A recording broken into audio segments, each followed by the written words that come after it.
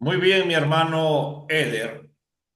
Estamos estudiando entonces la materia de la fe cristiana y estamos entrando a una parte que se llama la naturaleza de Dios. Cuando nosotros estudiamos la escritura sagrada, vamos a encontrar que Dios es espíritu. En el hebreo es ruach, en el griego es neum. Y el Evangelio según Juan, en el capítulo 4, versículo 24, dice, Dios es neuma, Dios es espíritu, y los que le adoren, o sea, no son todos, aquellos que lo adoren, tienen que ser en espíritu y en verdad, porque es necesario que de estas dos formas Él sea adorado. Realmente este versículo, si nosotros lo escudriñamos, encontramos una gran teología. Ahora, el soberano Dios es espíritu. Esto significa que el Dios único, verdadero, eterno, infinito, el creador de los cielos y de la tierra, no tiene cuerpo físico. Ahora, Génesis capítulo 1, versículo 1, ¿puede leérmelo usted, por favor? Génesis, capítulo 1, versículo 1. ¿Puede leérmelo usted? Sí, cómo no, pastor. Dice, en el cielos y la tierra. Muy bien. Versículo Recordemos, uno, capítulo. recordemos siempre una buena disposición para poder expresar la palabra del Señor. Como usted va a ser un educador futuro, porque Dios está capacitando a pastores maestros, pastores educadores. Entonces, siempre cuando uno va a expresar al pueblo para que el pueblo pueda tener un mejor entendimiento, hay que decir, en el Antiguo Testamento, o vamos al Antiguo Testamento, al primer libro de la Biblia, el libro del Génesis, capítulo 1, versículo 1. Mayormente yo digo, lo voy a leer en el nombre del Padre y del Hijo y del Espíritu Santo. No es algo que uno lo debe de hacer porque la Biblia lo demanda, no, sino que yo lo hago así por la razón de que como educador trato aún en eso de educar la doctrina de la Trinidad. Ahora, en el principio creó Dios el tiempo y el espacio. Berechit bara Elohim et Hashamaim et Haaretz. Antes del Génesis 1:1 no había tiempo, no había materia, no había espacio. Por lo tanto, Dios es espíritu. Eso significa que Dios no tiene un cuerpo anatómico. Dios no tiene un cuerpo biológico. Dios no tiene un cuerpo corpóreo como el que Dios hizo al crear la tierra. Dios es espíritu y eso nos expresa la naturaleza de Dios. Y esto es muy profundo porque si Dios es espíritu, yo no puedo crearle a él alguna clase de imagen. ¿Por qué? Porque Dios no tiene una imagen como la que nosotros nos imaginamos o creemos o hacemos. No tiene un cuerpo, Él es incorpóreo, es invisible al ojo terrenal, pero algo hermoso es que el Dios invisible puede revelarse al hombre, al antropo, en forma visible. ¿Y cómo lo hizo? Lo hizo en la maravillosa persona de Cristo. El Dios espíritu invisible, qué interesante, vino al mundo de los hombres como hombre, pero como un hombre impecable. Eso significa que es imposible que Jesús peque. Acá acabo de hablar un poquito lo que es la doctrina de la impecabilidad. Esa es una materia que también te vamos a dar. Significa que es imposible que Jesús peque. ¿Por qué? Porque Dios en la segunda persona de la Trinidad, escucha lo que te voy a decir, se revistió de humanidad. Se revistió de humanidad. El Dios Espíritu en la segunda persona de la Trinidad, cuando ingresa al mundo del tiempo y del espacio, se reviste de humanidad. No se viste, tampoco se inviste de humanidad, sino se reviste. Y eso en la teología se le llama la unión hipostática, o lo que se enseña muchas veces que es la encarnación de Cristo. Eso lo vas a estudiar cuando estudies la cristología. Anda preparándote porque, como yo, pasaremos toda nuestra vida estudiando. Y Pablo decía, tráeme los rollos que me he olvidado en tal lugar. Pablo siempre estudiaba. El Evangelio de Juan, capítulo 1, versículo 14 al 18, nos habla algo poderoso de la cristología. Y aquel verbo fue hecho carne. ¿Puedes leerme Juan 1:1 rápido? Sí, pastor. Va a hacer lo más rápido que pueda para que, por favor. Juan 1:1. Leo en el nombre del Padre, en el nombre del Hijo y en el nombre del Espíritu Santo. Dice, en el principio era el verbo y el verbo era con Dios y el verbo era Dios. Te diste cuenta en el principio. Ahora voy a cambiarlo. Esa palabra principio.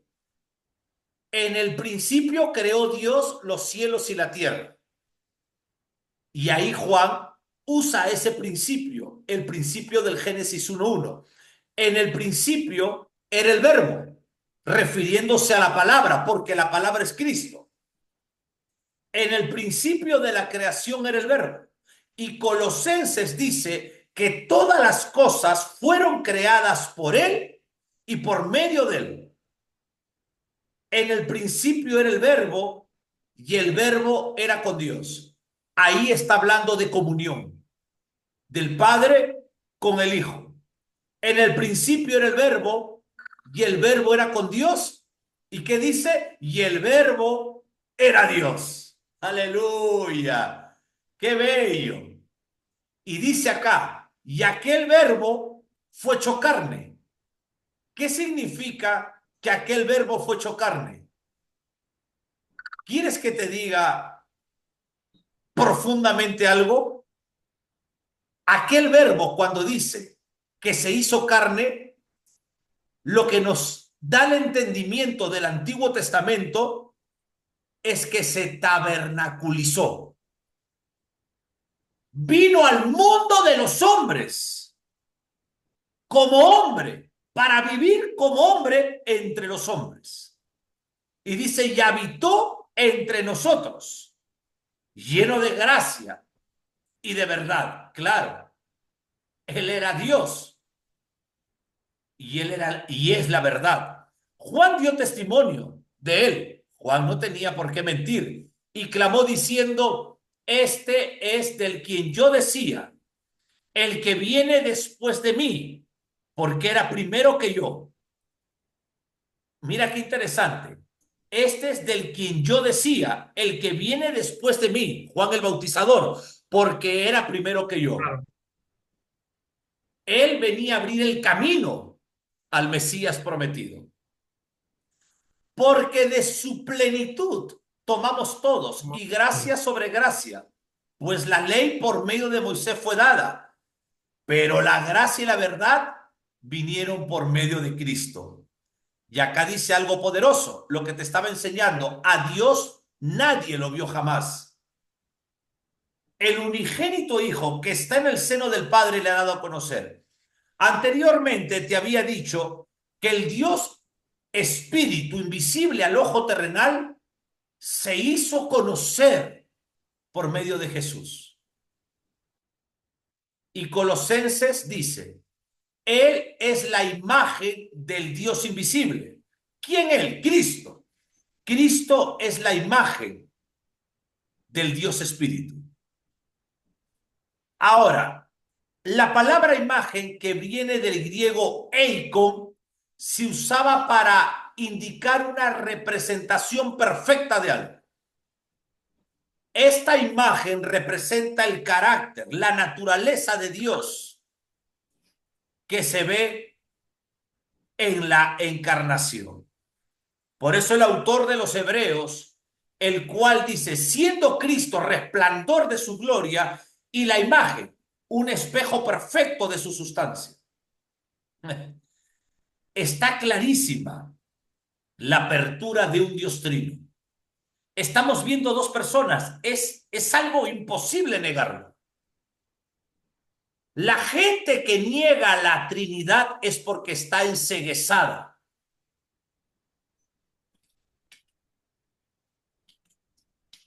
Y eso lo dice claramente 2 Corintios 4:4 y Romanos 12:1-2. Ahora, Dios, espíritu, es incorpóreo, invisible, sin sustancia material, sin partes físicas o pasiones, y en consecuencia libre de todas limitaciones temporales. Ahora, hay una palabra en la teología que se llama el antropomorfismo. ¿Qué cosa es el antropomorfismo, pastor? Los antropomorfismos son expresiones de rasgos humanos del Dios Espíritu que aparecen en el antiguo pacto hacia el pueblo de Israel, para que el pueblo de Israel entendiera lo que Dios quiere decir. Por ejemplo, el Antiguo Testamento dice los brazos de Dios. Dios no tiene brazos, porque Dios es espíritu. Pero al decir los brazos de Dios, es porque Dios quiere expresar a su pueblo de Israel algo. Otro ejemplo, los ojos de Dios están mirando por todo lugar. Dios no tiene 2 ojos ni 100 ojos. Dios es omnipresente y es un atributo que le pertenece a Él. Pero al decir Dios tiene ojos o muchos ojos, da a entender a su pueblo que Dios está mirando. Recuerda que Dios es infinito y el hombre es finito. Y como el hombre es finito, necesita que Dios describa la acción de su atributo. Por ejemplo, Dios tiene oídos, sus oídos. Dios no tiene oídos. Dios es omnisciente. Pero al decir Dios tiene oídos, te da a entender que Dios te escucha. Voy a cortar en algo más profundo. Muchas veces se escucha desde el púlpito: ustedes, la iglesia, son la niña de los ojos de Dios. Ese contexto del Antiguo Testamento está mal aplicado. Primeramente, la niña de los ojos de Dios es un antropomorfismo. Es una expresión para poder demostrar que Israel, su pueblo del antiguo pacto, está en el centro de la presencia de Dios. Cuando dice la niña de sus ojos, nos está dando a entender como la pupila de nuestros ojos, la bolita negra que todo ser humano tiene en el centro del iris, la pupila. Cuando Dios le dice a Israel, ustedes son la niña de mis ojos, les está diciendo que ustedes están en el centro de mi presencia, que yo los estoy mirando, observase frecuentemente. Esa expresión es un lenguaje judaico, no gentil. Pero te lo puede decir a ti un pastor, pero no hay que sacar el contexto del texto. Pero igual que Israel, igual es la iglesia. Dios nos tiene presente porque somos su pueblo. ¿Alguna pregunta, mi hermano